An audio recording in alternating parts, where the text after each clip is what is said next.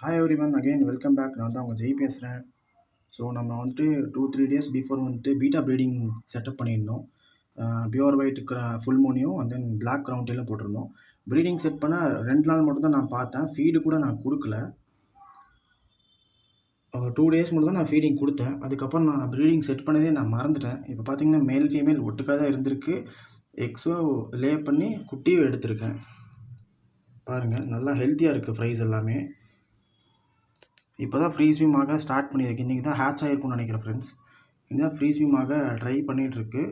நான் ப்ரீடிங் போட்டதே நான் மறந்துட்டேன். ஆக்சுவலி பார்த்தீங்கன்னா இன்றைக்கி எதார்த்தமாக வந்து ப்ரீடிங் போட்டமே ஃபீடு கொடுக்கலாம் அப்படின்னு சொல்லி வரும்போது நான் பார்த்தேன் இவ்வளோ குட்டியாக ஹேட்ச் ஆகிருக்கு.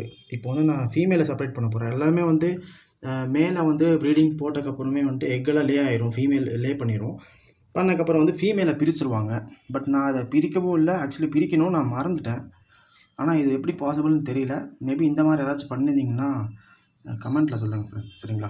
தேங்க்யூ. அப்கமிங் வீடியோ பற்றி தெரிஞ்சுக்கிறதுக்கு நம்ம சேனலை லைக் பண்ணிக்கோங்க, ஷேர் பண்ணிக்கோங்க, சப்ஸ்கிரைப் பண்ணிக்கோங்க. தேங்க்யூ ஸோ மச் ஃபார் வாட்சிங்.